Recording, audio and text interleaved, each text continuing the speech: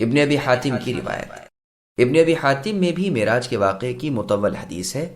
اس میں یہ بھی ہے کہ جب آپ بیت المقدس کی مسجد کے پاس اس دروازے پر پہنچے جسے باب محمد صلی اللہ علیہ وسلم کہا جاتا ہے، وہیں ایک پتھر تھا جسے جبرائیل علیہ السلام نے اپنی انگلی لگائی تو اس میں سوراخ ہو گیا۔ وہیں آپ نے اپنے اس جانور کو جس پر آپ سوار تھے یعنی براق کو باندھا اور مسجد پر چڑھ گئے۔ بیچوں بیچ پہنچ جانے کے بعد جبرائیل علیہ السلام نے کہا، آپ نے اللہ تعالیٰ سے یہ آرزو کی ہے کہ وہ آپ کو حوریں دکھائے؟ آپ نے فرمایا ہاں۔ کہا آئیے وہ یہ ہیں، سلام کیجیے۔ وہ صخرے کے بائیں جانب بیٹھی ہوئی تھیں۔ میں نے وہاں پہنچ کر انہیں سلام کیا۔ سب نے میرے سلام کا جواب دیا۔ میں نے پوچھا تم سب کون ہو؟ انہوں نے کہا ہم نیک سیرت خوبصورت حوریں ہیں، ہم بیویاں ہیں اللہ تعالیٰ کے ان پرہیزگار بندوں کی جو نیک کار ہیں، جو گناہوں کے میل کچیل سے دور ہیں، جو پاک کر کے ہمارے پاس لائے جائیں گے پھر نہ نکالے جائیں گے، ہمارے پاس ہی رہیں گے، کبھی جدا نہ ہوں گے، ہمیشہ زندہ رہیں گے، کبھی نہ مریں گے۔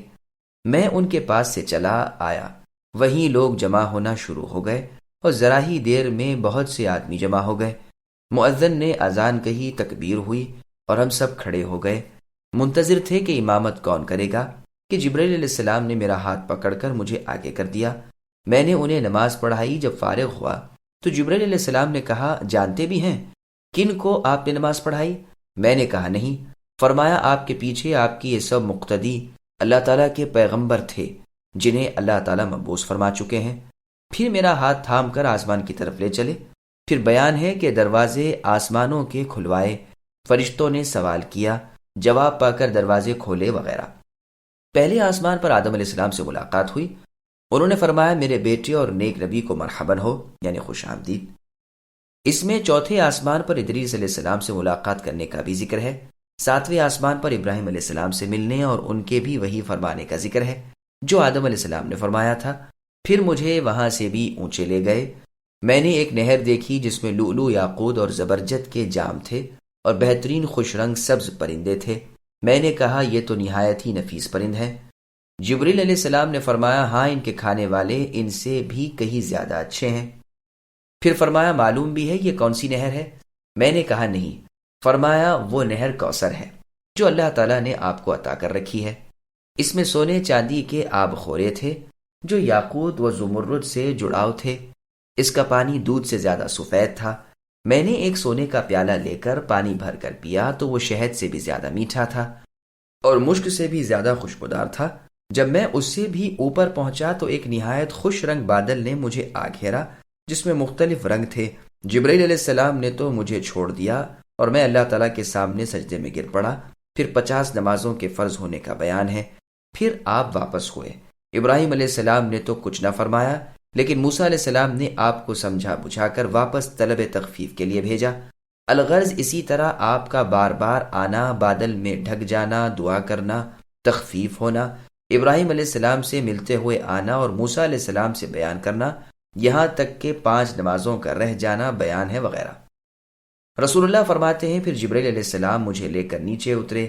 میں نے ان سے پوچھا کہ جس آسمان پر میں پہنچا وہاں کے فرشتوں نے خوشی ظاہر کی، ہنس ہنس کر مسکراتے ہوئے مجھ سے ملے، بجز ایک فرشتے کے کہ اس نے میرے سلام کا جواب تو دیا، مجھے مرحبا بھی کہا لیکن مسکرائے نہیں۔ یہ کون ہے اور اس کی کیا وجہ ہے؟ جبرائیل علیہ السلام نے فرمایا وہ مالک ہیں، جہنم کے داروغہ ہیں۔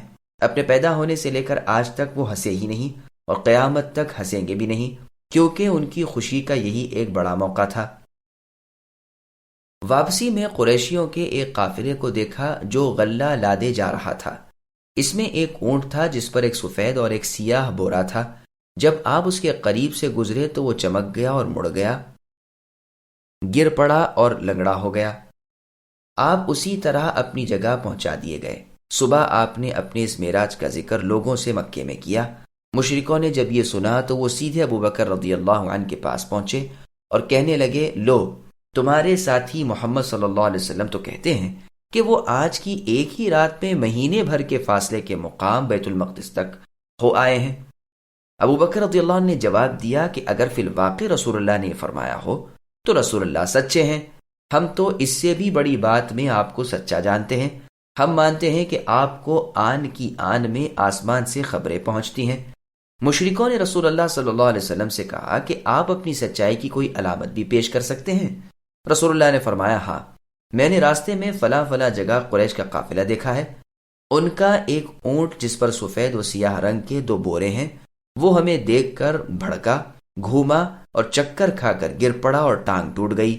جب وہ قافلہ آیا تو لوگوں نے ان سے جا کر پوچھا کہ راستے میں کوئی نئی بات تو نہیں ہوئی؟ انہوں نے کہا ہاں ہوئی، فلاں اونٹ فلاں جگہ اس طرح گرا وغیرہ۔ کہتے ہیں کہ ابو بکر رضی اللہ عنہ کی اسی تصدیق کی وجہ سے انہیں صدیق کہا گیا ہے۔ پھر رسول اللہ صلی اللہ علیہ وسلم سے لوگوں نے سوال کیا کہ آپ نے تو عیسیٰ علیہ السلام اور موسیٰ علیہ السلام سے بھی ملاقات کی ہے، ان کے حلیے تو بیان کیجئے۔ رسول اللہ نے فرمایا ہاں، موسیٰ علیہ السلام تو گندم گون رنگ کے ہیں جیسے کہ ازد عمان نامی علاقے کے آدمی ہوتے ہیں، اور عیسیٰ علیہ السلام درمیانہ قد کے کچھ سرخی مائل رنگ کے ہیں، اور ایسا معلوم ہوتا ہے کہ گویا ان کے بالوں سے پانی کے قطرے ٹپک رہے ہیں۔ اس سیاق میں بھی عجائب و غرائب ہیں۔ مسند احمد میں ہے، میں حتیم میں، اور روایت میں ہے کہ حجر میں سویا ہوا تھا کہ آنے والا آیا، ایک نے درمیان والے سے کہا اور وہ میرے پاس آیا اور یہاں سے یہاں تک چاک کر ڈالا، یعنی گلے کے پاس سے ناف تک۔ پھر مندرجہ بالا حدیثوں کے مطابق بیان کیا۔ اس میں ہے کہ چھٹے آسمان پر موسیٰ علیہ السلام سے میں نے سلام کیا، آپ نے جواب دیا اور فرمایا نیک بھائی اور نیک نبی کو مرحباً، یعنی خوش آمدید ہو۔ جب میں وہاں سے آگے بڑھ گیا تو آپ رو دیے۔ پوچھا گیا کیسے روئے ہو؟ جواب دیا کہ اس لیے کہ جو بچہ میرے بعد نبی بنا کر بھیجا گیا مراد رسول اللہ تھی، اس کی امت بنسبت میری امت بنی اسرائیل کے جنت میں زیادہ تعداد میں جائے گی۔ اس میں ہے کہ سدرۃ المنتہا کے پاس 4 نہریں دیکھیں، 2 ظاہر اور 2 باطن۔ میں نے جبریل علیہ السلام سے پوچھا، جبریل علیہ السلام نے مجھے بتایا کہ باطنی تو جنت کی نہریں ہیں اور ظاہری نیل و فرات ہیں۔ پھر میری جانب بیت المعمور بلند کیا گیا، پھر میرے پاس شراب کا، دودھ کا اور شہد کا برتن آیا، میں نے دودھ کا برتن لے لیا، فرمایا یہ فطرت ہے جس پر آپ ہیں اور آپ کی امت ہے۔ اس میں ہے کہ جب 5 نمازیں ہی رہ گئیں اور پھر بھی کلیم اللہ موسیٰ علیہ السلام نے واپسی کا رسول اللہ کو مشورہ دیا تو رسول اللہ نے فرمایا میں تو اپنے رب سے سوال کرتے کرتے شرما گیا، اب میں راضی ہوں اور تسلیم کر لیتا ہوں۔ یہ روایت صحیح بخاری، مسلم اور صحیح ابن حبان میں بھی ہے۔ ایک اور روایت کا ذکر صحیح بخاری صحیح مسلم میں ہے کہ رسول اللہ صلی اللہ علیہ وسلم نے فرمایا میرے گھر کی چھت کھول دی گئی، میں اس وقت مکے میں تھا۔ اس حدیث میں ہے کہ جب میں جبریل علیہ السلام کے ساتھ آسمان دنیا پر چڑھا تو میں نے دیکھا کہ ایک صاحب بیٹھے ہوئے ہیں جن کے دائیں بائیں بڑی بڑی جماعت ہے، وہ اپنی داہنی جانب دیکھ کر مسکرا دیتے ہیں اور ہنسنے لگتے ہیں، اور جب بائیں جانب نگاہ اٹھتی ہے تو رو دیتے ہیں۔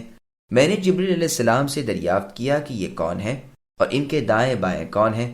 فرمایا یہ آدم علیہ السلام ہے اور یہ ان کی اولاد ہے۔ دائیں جانب والے جنتی ہیں اور بائیں طرف والے جہنمی ہیں، انہیں دیکھ کر خوش ہوتے ہیں اور انہیں دیکھ کر رنجیدہ۔ اس روایت میں ہے کہ ابراہیم علیہ السلام سے چھٹے آسمان پر ملاقات ہوئی۔ اس روایت میں یہ بھی ہے کہ 7ویں آسمان سے میں اور اونچا پہنچایا گیا، مستوی میں پہنچ کر میں نے قلموں کے لکھنے کی آوازیں سنی۔ اس روایت میں یہ بھی ہے کہ جب موسیٰ علیہ السلام کے مشورے سے میں طلب تخفیف کے لیے گیا تو اللہ تعالیٰ نے آدھی معاف فرما دی، پھر گیا پھر آدھی معاف ہوئیں، پھر گیا تو 5 مقرر ہوئیں۔ اس روایت میں ہے کہ سدرۃ المنتہا سے ہو کر میں جنت میں پہنچایا گیا جہاں سچے موتیوں کے خیمے تھے اور جہاں کی مٹی مشک خالص تھی۔ یہ پوری حدیث صحیح بخاری شریف کی کتاب الصلاح میں ہے اور ذکر بنی اسرائیل میں بھی ہے اور بیان حجم اور احادیث امیہ میں بھی ہے۔ امام مسلم نے صحیح مسلم کتاب الایمان میں بھی یہ حدیث وارد فرمائی ہے۔ مسند احمد میں ہے عبداللہ بن شقیق رحمہ اللہ نے ابو ذر رضی اللہ عنہ سے کہا کہ اگر میں رسول اللہ صلی اللہ علیہ وسلم کو دیکھتا تو کم از کم ایک بات تو ضرور پوچھ لیتا۔ ابو ذر رضی اللہ عنہ نے دریافت فرمایا کہ کیا بات ہے؟ کہا یہی کہ آپ نے اللہ تعالیٰ کو دیکھا ہے یا نہیں؟ تو ابو ذر رضی اللہ عنہ نے فرمایا یہ تو میں نے آپ سے پوچھا تھا۔ آپ نے جواب دیا کہ میں نے اللہ کے نور کو دیکھا، میں اسے کیسے دیکھ سکتا ہوں؟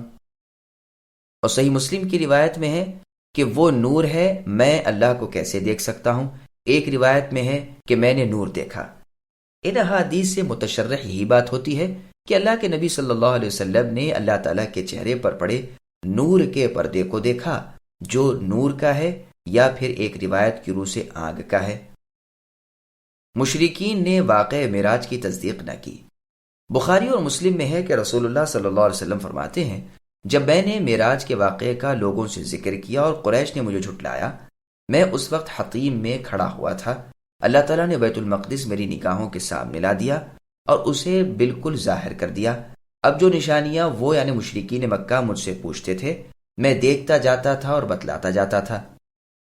امام احمد رحمہ اللہ کی نقل کردہ ایک اور روایت مسند احمد میں ہے کہ زر ابن حبیش رحمہ اللہ فرماتے ہیں کہ میں حذیفہ رضی اللہ عنہ کے پاس آیا۔ اس وقت آپ معراج کا واقعہ بیان فرما رہے تھے کہ رسول اللہ صلی اللہ علیہ وسلم نے فرمایا، ہم چلے یہاں تک کہ بیت المقدس پہنچے، دونوں صاحب اندر نہیں گئے۔ میں نے یہ سنتے ہی کہا غلط ہے۔ رسول اللہ صلی اللہ علیہ وسلم اندر گئے، بلکہ اس رات آپ نے وہاں نماز بھی پڑھی۔ حذیفہ رضی اللہ عنہ نے فرمایا، تیرا کیا نام ہے؟ میں تجھے جانتا تو ہوں لیکن نام یاد نہیں پڑتا۔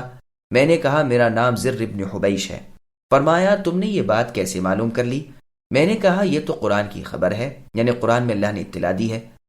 حذیفہ رضی اللہ عنہ نے فرمایا، جس نے قرآن سے بات کہی اس نے نجات پائی۔ پڑھیے وہ کون سی آیت ہے؟ تو زر ابن حبیش رحمہ اللہ نے سبحان الذی کی یہ آیت پڑھی، یعنی سورہ بنی اسرائیل کی یہی پہلی آیت۔ حذیفہ رضی اللہ عنہ نے فرمایا، اس میں کس لفظ کے معنی ہے کہ رسول اللہ صلی اللہ علیہ وسلم نے وہاں نماز ادا کی، ورنہ آپ نے اس رات وہاں نماز نہیں پڑھی، اور اگر پڑھ لیتے تو تم پر اسی طرح وہاں کی نماز لکھ دی جاتی جس طرح بیت اللہ کی ہے۔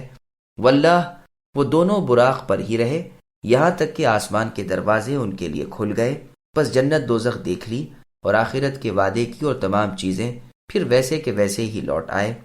پھر آپ خوب ہنسے اور فرمانے لگے، مزہ تو یہ ہے کہ یہ لوگ کہتے ہیں کہ وہاں رسول اللہ نے براق باندھا کہ کہیں بھاگ نہ جائے، حالانکہ عالم الغیب و شہادہ اللہ تعالیٰ نے اسے آپ کے لیے مسخر کیا تھا۔ میں نے پوچھا، کیوں جناب یہ براق کیا ہے؟ کہا ایک جانور ہے سفید رنگ، لامبے قد کا، جو ایک ایک قدم اتنی دور رکھتا ہے جتنی دور نگاہ کام کرے۔ لیکن یہ یاد رہے کہ حذیفہ رضی اللہ عنہ کے محض انکار سے وہ روایتیں جن میں بیت المقدس کی نماز کا ثبوت ہے وہ مقدم ہیں اور ثابت ہیں، اور حذیفہ رضی اللہ عنہ کے موقف کی تردید میں ہیں۔ واللہ اعلم۔